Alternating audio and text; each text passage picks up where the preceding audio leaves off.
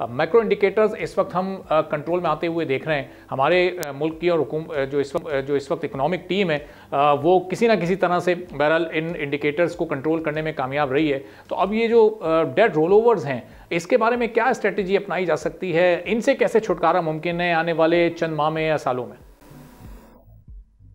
देखें, ये जो डेट रोल ओवर्स हैं ये तो हमारी जो स्टेबिलिटी है उसी हिस्सा है, क्योंकि अगर ये डेट रोल ओवर्स ना हो तो फिर हमारी स्टेबिलिटी नहीं होगी, क्योंकि फिर हमें उनके लिए फाइनेंसिंग अरेंज करनी पड़ेगी और वो फाइनेंसिंग हम कर नहीं सकते, क्योंकि हमारी इंटरनेशनल फाइनेंशियल इंस्टीट्यूशंस या आईएमएफ से जितनी फाइनेंसिंग मिलनी थी वो मिल चुकी है और कोई फॉरेन इन्वेस्टर या कोई पाकिस्तान को ज़्यादा बड़े कर्जे देने को तैयार नहीं है।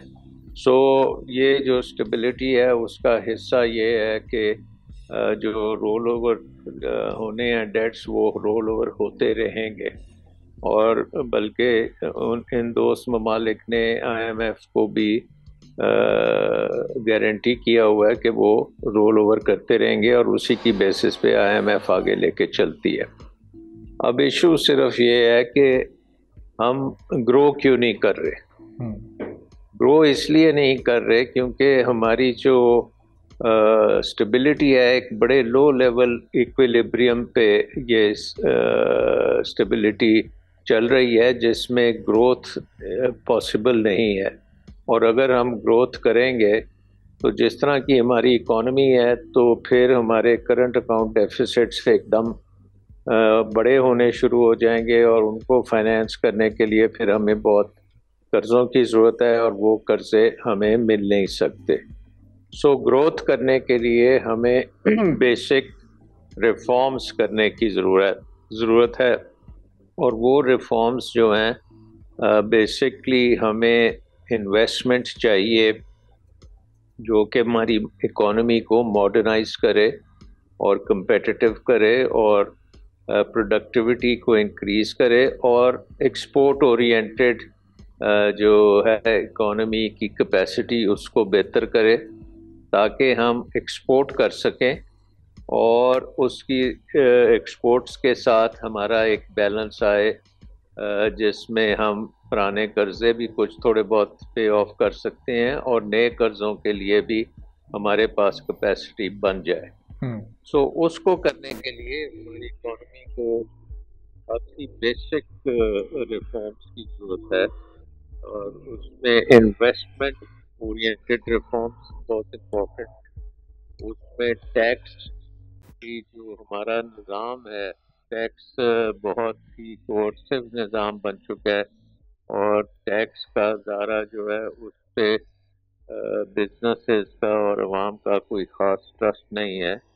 तो वो हमें रिफॉर्म करने की ज़रूरत है कि उसमें टेक्नोलॉजी आ जाए, उसमें मॉडर्नाइजेशन हो, उसमें फेयरनेस और एक्विटी आ जाए और टैक्स रेट्स हमारे कम हो सकें, और जो टैक्स पे करने के काबिल हैं लोग वो सारे के सारे टैक्स नेट में भी आ जाए।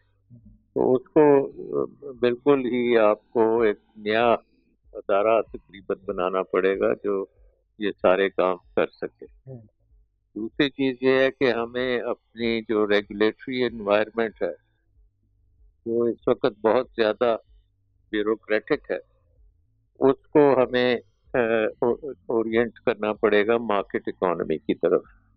यानी कि ब्यूरोक्रेटिक लेड इकोनॉमिक सिस्टम को हमें मार्केट लेड इकोनॉमिक सिस्टम में कन्वर्ट करना पड़ेगा, जिसका मतलब ये है कि एग्रीकल्चर हो या मैन्युफैक्चरिंग हो या सर्विसेज हो, ये तमाम चीज़ें जो हैं ये मार्केट ड्रिवन हो और इसमें ब्यूरोक्रेसी का दखल अंदाजी बहुत कम हो, और उसमें स्टेट की जो इंटरवेंशन है वो बहुत कम हो, और स्टेट ना ना तो इसको ओवर रेगुलेट करे और ना ही खुद पार्टिसिपेंट बने इकोनॉमी में। तो ये ट्रांजिशन करनी भी बड़ी ज़रूरी है।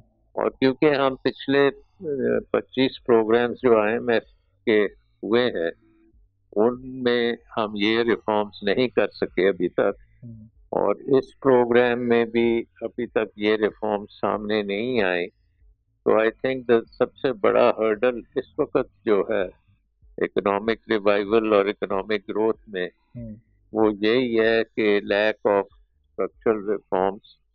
जो अभी मैंने बात की कि एनर्जी रिफॉर्म्स उसमें आएंगी, टैक्स रिफॉर्म्स उसमें आएंगी, हुकूमत को छोटा डाउन साइज करना उसमें आएगा, एक मिशन ड्रिवन आपको ब्यूरोक्रेसी बनानी पड़ेगी जो पाकिस्तान को इकोनॉमिक ग्रोथ की तरफ लेके जा सके और उसमें इतनी टेक्निकल कैपेसिटी हो कि वो ये सारी चीजें कर सके।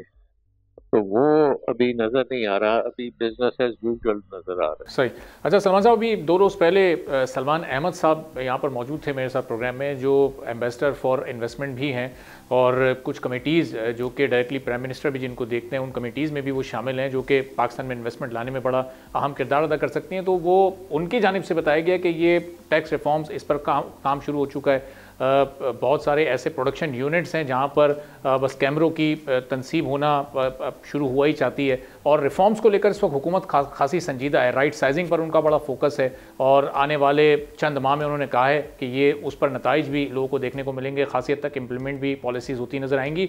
तो ये इन रिफॉर्म्स के बाद अगर ये अगले 6 माह में, साल में कोई एक तब्दीली हम महसूस करते हैं तो उससे कितना बड़ा फ़र्क पैदा हो सकता है? देखिए, ये तो डिपेंड करेगा नेचर ऑफ द रिफॉर्म्स। उसमें बहुत इम्पोर्टेंट चीज़ ये है कि टैक्स का जो निज़ाम है वो मेरी नज़र में तकरीबन एक सेल्फ असेसमेंट का निज़ाम होना चाहिए।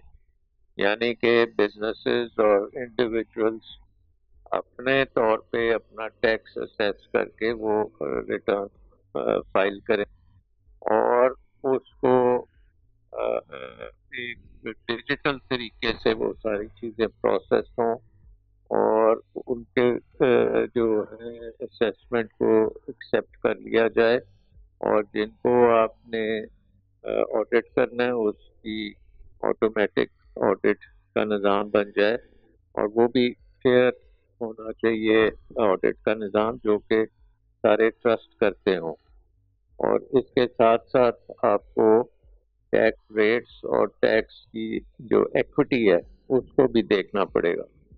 अगर हमने निज़ाम ये बनाया कि जो मौजूदा टैक्स का निज़ाम है उसको बस हम मशीनों के ज़रिए ज़बरदस्ती लोगों से ले लेंगे, तो बहुत से बिजनेसेस जो हैं वो आउट ऑफ बिजनेस हो जाएंगे और फिर कोई नए तरीके याद कर लेंगे कि उसको अवॉइड कैसे करें। सो फेयरनेस और इक्विटी निज़ाम में लानी बहुत ही ज़रूरी है। फेयर एंड कोर्शन को भी ख़त्म करना बहुत ज़रूरी है और एक ऑनेस्ट सेल्फ असेसमेंट का निज़ाम आपको डालना पड़ेगा। और इन द मीन टाइम आपको एफबीआर को थोड़ा सा कंट्रोल में लाना पड़ेगा कि ये ज़्यादा इंट्रूसिव किस्म की जो आजकल हम चीज़ें देखते हैं उससे परहेज करें, क्योंकि जब तक एफडीआर आप ठीक नहीं करेंगे इन्वेस्टमेंट नहीं होगी। सब्सक्राइब करें और बेल दबाएं ताकि कोई खबर रह न जाए।